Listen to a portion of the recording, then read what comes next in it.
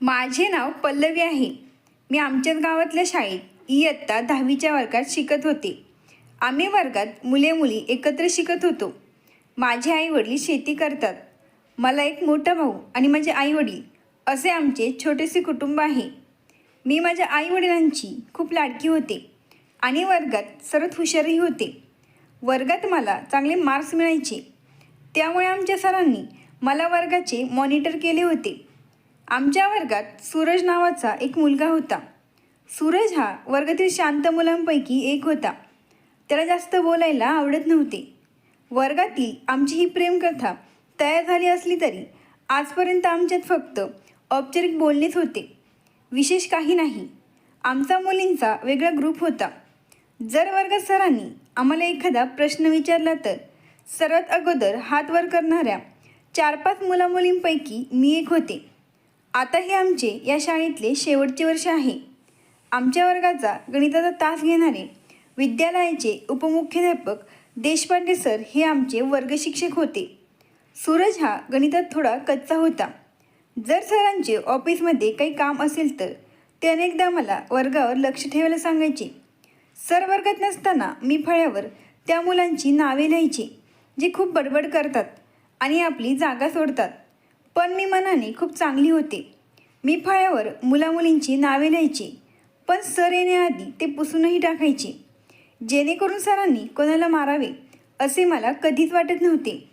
काही मुलांची नावे नेहमीच फळ्यावर यायची, परंतु सूरज हा शांत मुलगा असल्यामुळे फळ्यावर कधीच त्याचे नाव येत नव्हते. वर्गातील काही मुलामुलींना असे वाटायचे की मी त्याचं नाव मुद्दाम लिहित नाही. ते सर्व मला मागून सूरज नावाने चिडवायचे, पण आमच्यात तसे काहीच नव्हते. माझ्याशी तो कधी बोलतसुद्धा नव्हता. तरी देखील सर्व मुले मुली मला त्याच्या नावाने चिडवायचे आणि त्यालाही माझ्या नावाने चिडवले जायचे. एक दिवस आमच्या सरांना काही कारणास्तव वर्गात यायला उशीर झाला. त्यामुळे मी वर्गावर लक्ष ठेवत होते, कारण सरांनी मला आधीच सांगितले होते की मी नसताना वर्गावर तू नेहमी लक्ष ठेवायचे आणि जर कोणी मस्ती केली तर त्याचे नाव फळ्यावर लिहायचे. म्हणून आज मी वर्गावर लक्ष ठेवत असताना सूरजजवळ बसलेल्या त्याच्या मित्राने सूरजचा पेन दुसरीकडे फेकला. मग सूरजने फक्त त्याच्याकडे पाहिले आणि पेन उचलण्यासाठी तो बेंचवरून उठला. यावर मी त्याचे नाव फळ्यावर लिहिले. सूरजने पेन उचलला आणि तो पुन्हा आपल्या जागेवर येऊन बसला. पण यावेळी मला त्याचे नाव पुसता आले नाही, कारण मी नाव पुसण्याआधी देशपांडे सरांची वर्गात एंट्री झाली. मग मी पण माझ्या जागेवर गेले आणि आम्ही सर्व मुले उठून सरांना गुड मॉर्निंग असे म्हणालो आणि खाली बसलो. तितक्या सरांचे लक्ष फळ्यावर लिहिलेल्या नावाकडे गेले. आज सर जरा जास्तच रागात दिसत होते. त्यांनी सूरजला समोर बोलावले. सूरज समोर येतात सरांनी त्याला खूप मारले. त्यावेळी वर्गात सुई पडल्यावरही आवाज आला असता अशी भयान शांतता पसरली होती. सरांनी सूरजला खूप मारले.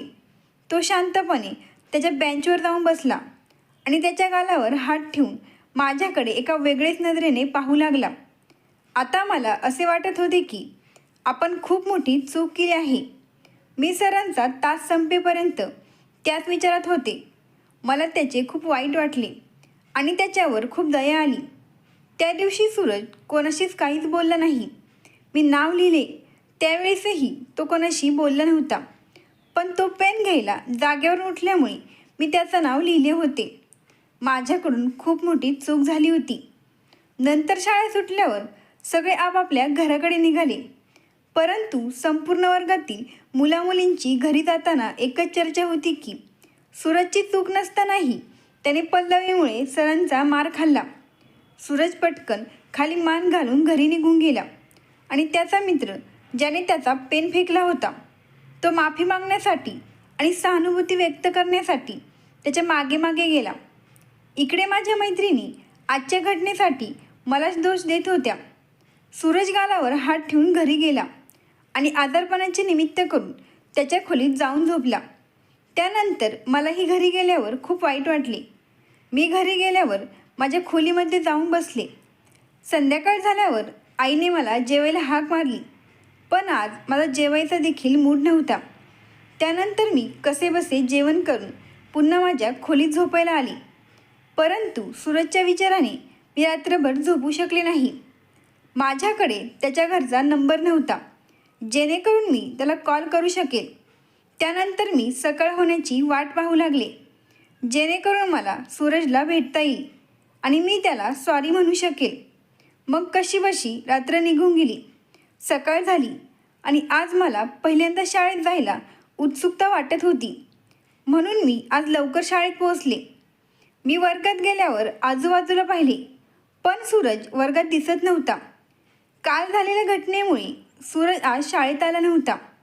आता मला दिवस काढणे खूप कठीण झाले होते. माझ्या मैत्रिणी माझ्यासोबत अशा वागत होत्या जसे काय मीच सूरजला मारले आहे. संध्याकाळी शाळा सुटली.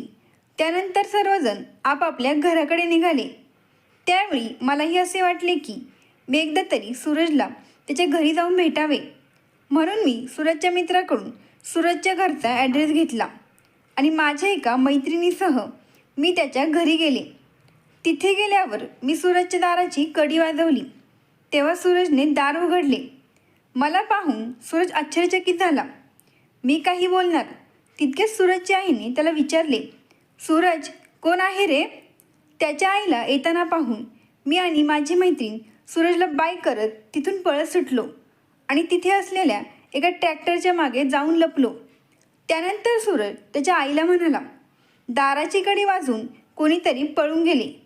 आता सूरजचा अर्धा राग शांत झाल्यासारखे मला वाटत होते, कारण त्याच्या माहितीप्रमाणे मला त्याच्या घराचा पत्ता माहीत नव्हता.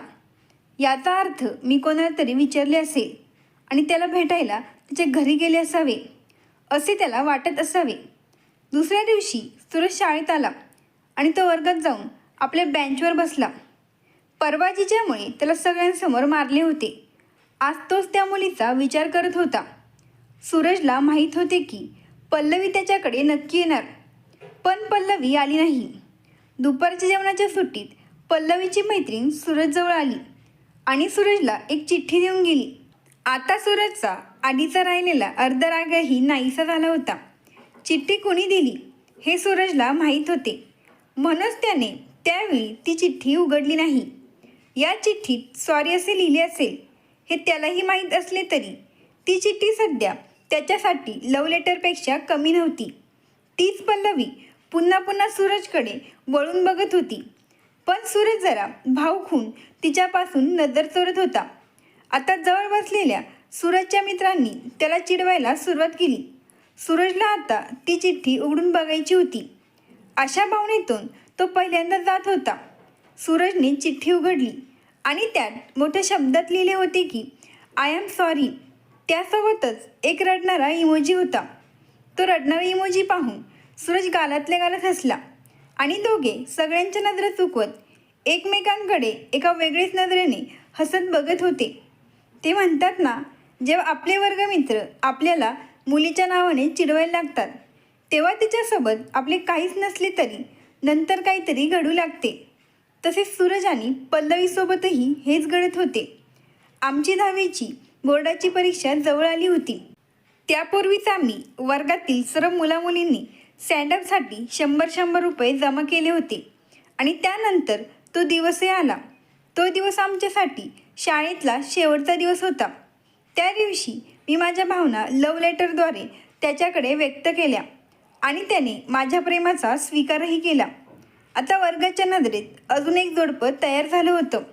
त्यानंतर 10वी झाली. मग सर्वांनी तालुक्याच्या ठिकाणी कॉलेजला ॲडमिशन घेतले आणि आम्ही गावातील सर्व मुले मुली ST बसने कॉलेजला जाऊ लागलो. अनेकदा बसमध्ये त्याच्या मित्रांच्या सांगण्यावरून सूरज माझ्या शेजारच्या सीटवर बसायचा. ते क्षण माझ्या आयुष्यातील सर्वात सुंदर क्षण होते. वर्गातल्या जवळपास सगळ्यांनाच आमच्या प्रेमाबद्दल माहिती झाली होती. माझ्या मैत्रिणी मला नेहमी सूरजचे नाव घेऊन चिडवायच्या. आता सूरज पहिल्यासारखा शांत राहिला होता. बसमधून जाताना तो माझ्याशी खूप गप्पा मारायचा. त्याच्या घरच्यांनी त्याला 10वीत चांगले गुण मिळाले म्हणून एक सॅमसंगचा अँड्रॉईड मोबाईल घेऊन दिला होता. त्यानंतर त्याच्या सांगण्यावरून मीही घरात हट्ट करून सॅमसंगचाच अँड्रॉईड मोबाईल घेतला. आम्ही दोघे रात्री खूप बोलायचो आणि एकमेकांना आमची स्वप्ने सांगायचो. कधी कधी माझ्या घरी कुणी नातेवाईक आले तर मी रात्री गच्चीवर जाऊन त्याच्याशी बोलायचे. थंडीच्या वातावरणातही मी गच्चीवर जाऊन सूरजशी बोलायचे. आम्ही दोघांनी मिळून कोणती स्वप्ने पाहिली होती माहीत नाही. आम्ही लग्न, मुलं आणि मुलांची नावंही ठरवली होती. एक दिवस मी आणि माझ्या काही मैत्रिणी आम्ही कॉलेजच्या ग्राउंडवर गप्पा मारत बसलो होतो. त्या दिवशी माझा वाढदिवस होता. त्यामुळे माझ्या सर्व मैत्रिणींनी मला बड्डे विश केले. त्यावेळेस मला असे वाटले की सूरजने देखील मला विश करावे, पण त्याने मला विश केले नाही. त्यानंतर मी आणि माझी मैत्रीण वर्गामध्ये जात होतो. त्यावेळेस अचानक सूरज समोर आला. तो मला आणि माझ्या मैत्रिणीला म्हटला, चला आपण कॅन्टीनमध्ये जाऊ. यावर मी त्याला नाही म्हटलं. आम्ही वर्गात चाललो आहोत. मला त्याचा जरा रागच आला होता, कारण आज माझा बड्डे आहे हे त्याला माहीत असून देखील त्याने मला बड्डे विश केले नाही. पण त्याने खूप आग्रह केला. मग मी आणि माझ्या मैत्रिणी त्याच्यासोबत कॉलेजच्या कॅन्टीनमध्ये गेलो. कॅन्टीनमध्ये खूप शांतता पसरली होती. इतर वेळी गजबजलेले आमचे कॉलेजचे कॅन्टीन आज पूर्ण शांत होते. मी त्याला याचे कारणही विचारले की आज कॅन्टीनमध्ये एवढी शांतता का आहे, तर त्याने यावर काहीच उत्तर दिले नाही. थोड्याच वेळात माझ्या सर्व मित्रमैत्रिणींनी मला अचानक सरप्राईज दिले. आमच्या ग्रुपमधल्या सर्व फ्रेंड्सने मला बड्डे विश केले. तिथे सूरजने आधीच केक आणून ठेवला होता. त्या सर्वांनी माझ्या बड्डेची छोटीशी पार्टी अरेंज केली. सूरजने मला एक छानसे स्मार्ट वॉच गिफ्ट केले. हे सर्व बघून मला खूप आनंद झाला. सूरज माझा बड्डे इतका छान सेलिब्रेट करू शकतो याचा मी विचारही करू शकत नव्हते. त्यानंतर आम्ही सर्व मित्रमैत्रिणी बस स्टँडकडे घरी जायला निघालो. बसमध्ये मी सूरजला म्हणाले की थँक्यू सूरज, तू माझ्यासाठी ही पार्टी अरेंज केली. यावर तो म्हणाला, प्रेमासाठी काय पण. त्यानंतर कॉलेजमध्येही आमचं प्रेम प्रकरण चांगलंच गाजलं होतं. सूरजच्या सांगण्यावरून मी माझे फेसबुक अकाउंट ओपन केले होते. त्याच्यावरून आम्ही एकमेकांशी चॅटिंग करून खूप बोलायचो. पण काही दिवसानंतर हळूहळू सगळं बदलायला लागलं. सूरज आता पहिल्यासारखा राहिला नव्हता. तो आता माझ्याकडे दुर्लक्ष करू लागला होता. तो पूर्वीसारखा माझ्याशी बोलत नव्हता आणि माझ्याकडे पाहतही नव्हता. मी विचार करू लागले की सूरजला काय झाले आहे, तो माझ्याशी असे का वागत आहे. एक दिवस मी कॉलेज जाताना एस टी बसमध्ये सूरजच्या एका मित्राला विचारले की सूरज आता माझ्याशी पूर्वीसारखा का बोलत नाही, तो माझ्याकडे दुर्लक्ष करू लागला आहे. त्याच्या मित्राने मला सांगितले की सूरजला मी अनेकदा कॉलेजमध्ये कोमल नावाच्या मुलीशी बोलताना पाहिले आहे. कदाचित सूरजला कोमल आवडत असेल असे मला वाटते. त्याच्या मित्राची बोलणी ऐकून माझे हृदय वेगाने धडधडू लागले. त्याच्याबद्दल असे ऐकायला मिळालं आणि माझ्या अंगावर वीज पडावी तशी माझी अवस्था झाली. माझे मन म्हणत होते की सूरज माझ्याशी असे कसे करू शकतो, पण माझे दुसरे मन म्हणत होते की नाही, सूरज हे करू शकत नाही. हा विचार करत असताना माझे डोळे ओले होऊ लागले होते. मी माझे अश्रू थांबवले, पण तरीही मी आतून रडत होते. घरी गेल्यावर मी सूरजचे फेसबुक अकाउंट आणि इंस्टाग्राम अकाउंट चेक केले. त्यात मी पाहिले की त्याने कोमलच्या फेसबुक अकाउंटला फॉलो केले होते आणि तिच्या फोटोवर लाईक आणि हार्ट इमोजीची कमेंट देखील केली होती. आता मला खात्री झाली होती की सूरजच्या मित्राने मला जे काही सांगितले आहे ते खरे आहे. म्हणून मी ताबडतोब सूरजला फोन केला, पण त्याने माझा कॉल रिसीव्ह केला नाही. दुसऱ्या दिवशी मी कॉलेजला गेल्यावर सूरजला विचारले की काल तू माझा कॉल रिसीव्ह का केला नाही आणि तुला कोमल आवडते हे खरे आहे का? सूरज, प्लीज, मी जे काही विचारत आहे त्याचे उत्तर दे. खरंच तुला कोमल आवडते का, होय की नाही? पल्लवी, तू जसं समजते तसं काही नाही. कोमल फक्त माझी मैत्रीण आहे, बाकी काही नाही. एवढे बोलून सूरज तिथून निघून गेला. त्याने माझ्या प्रश्नांची समाधानकारक उत्तरे दिली नाही. आता मला काय करावे ते समजत नव्हते. मी खूप चिडचिड करू लागले होते आणि मला छोट्या छोट्या गोष्टींवर राग येऊ लागला होता. सूरज आता पूर्वीसारखा राहिला नव्हता. तो पूर्णपणे बदलला होता, हे खरे होते. एक दिवस माझ्या एका मैत्रिणीने मला कॉलेजच्या मैदानावर बोलवून घेतले. काही अंतरावर सूरज कोमलचा हात धरून तिच्याशी गप्पा मारत उभा होता. हे सर्व आम्ही एका झाडाच्या मागे थांबून पाहत होतो. मी माझ्या मोबाईलने दोघांचा फोटो क्लिक केला. कॉलेज सुटल्यावर मी सूरजकडे गेले आणि त्याला म्हणाले, सूरज 2 मिनटं थांब, मला तुझ्याशी बोलायचं आहे. सूरज म्हणाला, हो बोल, तुला माझ्याशी काय बोलायचे? सूरज, तुला कोमल आवडते हे खरे आहे ना? यावर सूरज म्हणाला, मी तुला कालच सांगितले की कोमल आणि मी फक्त एक चांगले मित्रमैत्रीण आहोत. तुम्ही फक्त चांगले मित्रमैत्रीण आहात तर मग हा फोटो बघ आणि मला सांग, तुम्ही दोघे एकमेकांचा हात धरून काय बोलत होता? यावर सूरज माझ्याकडे रागाने बघत म्हणाला, हो, मला कोमल आवडते. तुला त्यात काही प्रॉब्लेम आहे का? आपण दोघं एकमेकांवर शाळेत असल्यापासून प्रेम करत आहोत.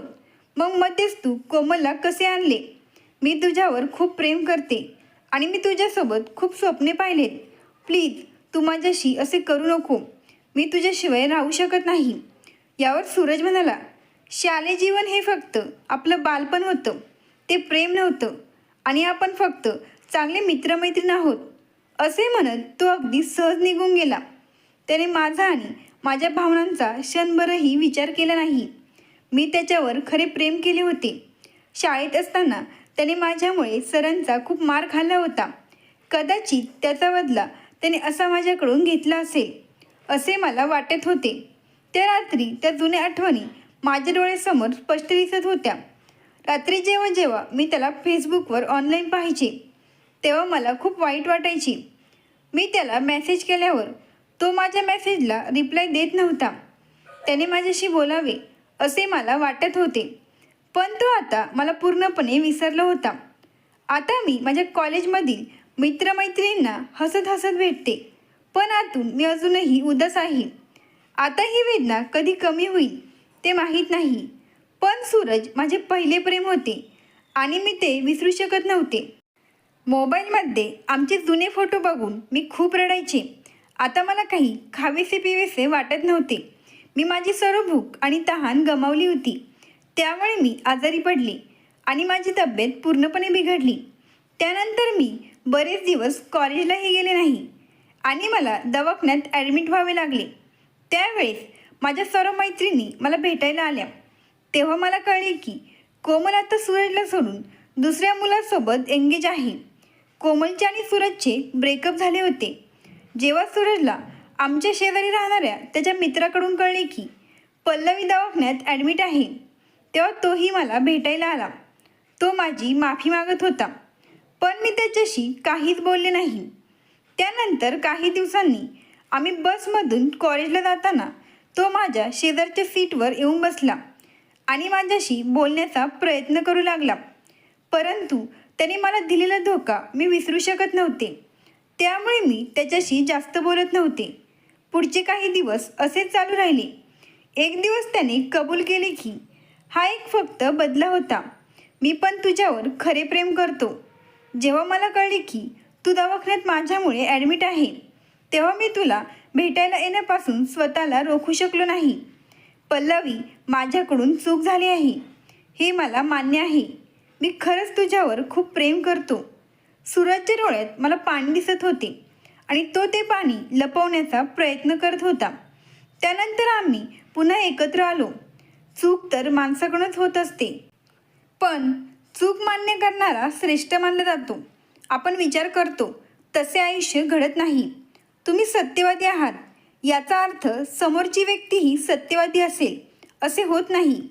काळानुसार माणसंही बदलतात याचा प्रत्यय मला आला आहे. आपण सर्वांनी आपलं शालेय जीवन जगलं असावं. शाळेचे ते क्षण ज्यात आपण खूप हसत खेळत आणि अभ्यासात घालवले. शाळेचा तो काळ खूप सोनेरी असतो. ही वेळ कधीच विसरता येत नाही. ते शालेय मित्रमैत्रिणी ज्या आयुष्यभर स्मरणात राहतात, ज्यांच्यासोबत आपण एकेकाळी खूप मजा केलेली असती.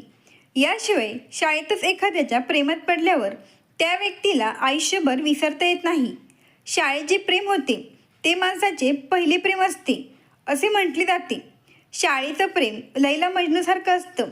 एकमेकांना पाहणे आणि एकमेकांशी बोलणे ही त्यावेळची सर्वात बेस्ट फिलिंग असते. जे प्रेम कधी ना कधी प्रत्येकालाच होते. प्रेम केव्हाही होऊ शकते, पण खरे प्रेम मिळणे फार अवघड असते. म्हणूनच अशा व्यक्तीवर प्रेम करा जो तुमच्या फिलिंग समजून घेईल आणि त्याचा आदर करेल. आजही जेव्हा मी माझ्या शाळेसमोरून जाते तेव्हा त्या जुन्या आठवणी पुन्हा ताज्या होऊ लागतात.